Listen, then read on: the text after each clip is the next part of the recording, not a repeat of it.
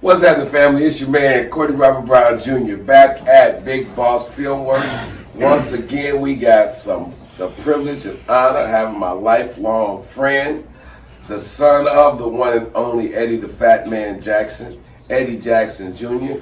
I know it's been a while since we've been back on camera here at Big Boss, since the pandemic or the plandemic or whatever y'all might want to, whatever y'all want to call what's going on. But everything is good. We want to say we hope y'all are safe out there from the whole Big Boss family. We got a few things coming. This pandemic or plandemic has slowed down some things, but you can only hope to contain us because you cannot stop us. But let's get into it, Brother Jackson. If you don't know, if you guys have not been tuning into and are not subscribed to Eddie Jackson Jr. True Street Crimes, you need to make sure you do that. Eddie Jr. premiered on Big Boss last November. We've been following it. His channel is blowing up. You get some once in a lifetime insights from a guy 40 years in this street thing, and obviously coming up under the tutelages of one of the greatest guys ever to handle a bag in the history of this street game, his father, Eddie Jackson. So since you started the channel, it's a lot of great content on your channel. But there's one thing in particular, as you see, I'm in my circa 1986 Salute to the Young Boys Incorporated era hookup. So when we speak of Young Boys Incorporated, those who know the story, a man by the name of James Cooper, known in the streets as Pep. Another shout out to Pep. Bound by Honor, Torn by Greed, book about Pep. His version of what went on in those young boy things. It's a good read. Give it a shout. Give it a look over. But I'll let you unpack it. Guys, y'all got to know when we do this stuff. Like right now, we're shooting live. If we was to get involved in the conversation might go where it go, and we are human beings, and emotions can play a part in it. So. You lived some things and some real life stuff was going on with you and Pep. You guys were making tons of money. You guys were involved in, that 120 key China White move. That's right. Putting together some things in Mexico. You guys were both on the same indictment. Yes. Things got really real. Yes. If you go through, this is in my opinion, if you read Pep's book, he goes through the fact that when he was with the young boys, the situation he had with Butch Jones, which led to people trying to bring harm to that man for many years before you and him was doing business together, and while you and him was doing business together. That's very true. And how it all played out. So I know one time you were on film, and I ain't gonna try to put a skirt on him to clean it up. You was hot about how it all went down kind of at the end. But I know, because obviously we talk all the time, that in your heart, you got nothing but love and admiration for Pep. Things didn't go the way. Very true. Very true. Go ahead and tell where we at with this and the things that were said. So I constantly think about it. I apologize for it after I said it and thought about it, because it was cold from a little point of view of father-son. It didn't come from us, it came from father-son. That's why it came out so hard and raw. Because of that. But when you boil it all down to the truth, and I keep saying this, and I always say this, and I always will give credit where credit is due. Brother Pep opened the door for me, truly. When it came down to everything, and I'm going to say this also, it proved, could I stand up under indictment also? In a lot of ways, it opened the door for me, because at that point, after it was all said and done, we all got indicted. Now, you finna be a man or a mouse. At that point, it's time to make the decision of what you're gonna do and what you're gonna be. So at that point, you got to man up. You understand? Once you get indicted, you got to man up. Now it ain't no time. What you gonna do now? Put on the skirt? Yeah. I mean, so because people took it again, and these, this stuff was real to you. You know, and I guess But anybody who really go to jail, Juice, if you really in the streets and you go to jail, then you know. Jail is cliques. Once you come into jail and you're in the right clique, you really ain't got nothing to worry about. I'm going to be honest with you. It's cliques. You getting this clique, that clique. You really ain't got nothing to worry about.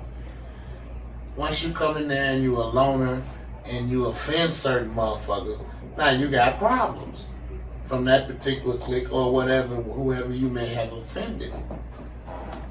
You know, we was talking the other day. But if you walk in there, come on now, if you walk in there and you're on the fat man's team, now that means Akbak fighting for you.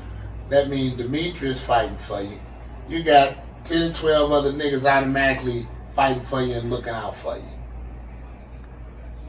Automatically.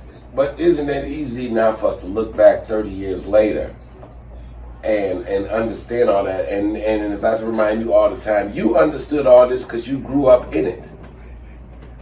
Even though you were younger than Tracy and Pep and many of them people that you was running around with, you was actually more seasoned in a lot of ways because you had grew up in this shit. You know, you had been visiting your father. You had been in the visiting rooms of federal penitentiaries long before them guys ever was even in the streets. Yeah, that's true. But see, they taught me streets from the bottom up. See, that's why I give Pep credit. See, now that's why I really give him credit. Pep taught a motherfucker how to start from the ground floor and build a skyscraper, which means start you off from running bundles. Now you running bundles for a motherfucker, running bundles, bringing in, checking in. That's the start to see if you can handle weight. If you can't handle running bundles, you probably won't be able to handle running weight. I mean, it's serious. If you good at running bundles and do that, you usually move up. You know, but if you're not, I mean, you know, that's how it happens. That's a fact. So, with that, Mr. Cooper, you know, from Big Boss, from Mr. Jackson, nothing but love. In fact, we would love to, you know, and I'll reach out to some people. We'd love to get you guys together. You open for that, Mr. Jackson? I know I'm doing a Don King move now. But I'll say this for everybody out there, look at what they really want to hear from you, Pep, is about your time in Boston and your time with Bobby Brown, how you really got to know him and how y'all came about. That's really what more people ask about, and I tell them honestly, that's Pep's story. Yeah, yeah. Pep is the one who was fucking with Bobby Brown. That whole new edition. No, I don't know about new edition. I'm talking about what he says in his book. I know Bobby Brown personally, he was fucking with. Now, if new edition 2 and he said that in the book, then that's true. Yeah. But that's really what the people want to know. Did you serve Whitney? You know, what was they buying? What was they doing?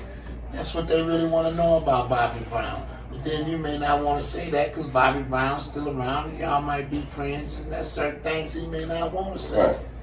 So, we'll try to put that together. It's something that definitely the fans want to see. Well, that's entirely on his plate. I can't do nothing about that. Yeah. I can't tell him anything about Bobby Brown. Yeah. Now, but he can tell him what he know if he chose to and do what he want to do. But, you know, I'm just telling the audience, I never felt, because I made a comments once before because I looked at the Whitney Houston story. Uh-huh. And I said how sad it was to be that famous and trapped in that and be that unhappy, that famous. And it leads to drug overuse and drug overdose. That's what it does when you're trapped in the bubble and really don't realize it. And when you get trapped in the bubble and you realize it, God damn, I'm trapped in the bubble.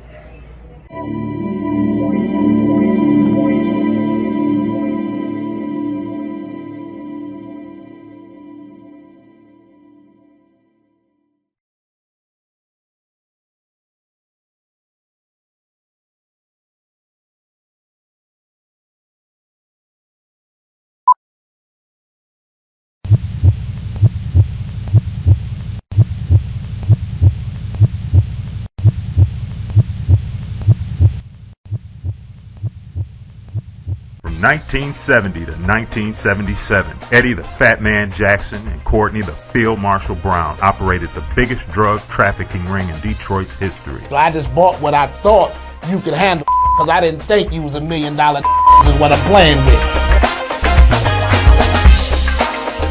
I think the streets really understood that if you bothered those guys, it was really going to be a problem. Back during that time, you understand, it was the biggest thing happening in the city of Detroit.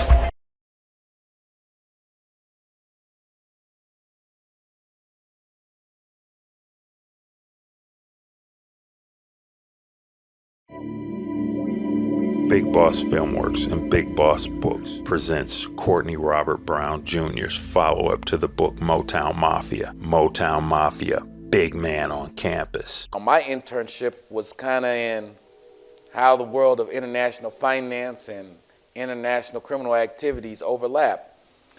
Corey Black Sr. wanted Corey to go to school to bring legitimacy to the family, but Corey had other plans. While in college, with the help of his friends and his girlfriend, he starts and grows a successful drug operation. 5 minutes later, two agents, now I know they were agents, but at the time I see two guys go to the right, another two guys start walking towards me. They stop at my seat and they go, "Grab your bags, DEA, come with us." Needless to say, this is not the fun part of being an intern. Corey finds himself conflicted with his responsibility to running the family business and his obligation to his college studies. However, he'll have to make things work in his favor if he wants to remain the big man on campus. The names have been changed to protect the guilty and the innocent. I'm taking economics and business 101 and marketing, and you know, your economic teacher's telling you about a business plan and how you get a small business loan. And you know, it's kind of the hypocrisy of the world, because I'm like, that ain't how the real world works.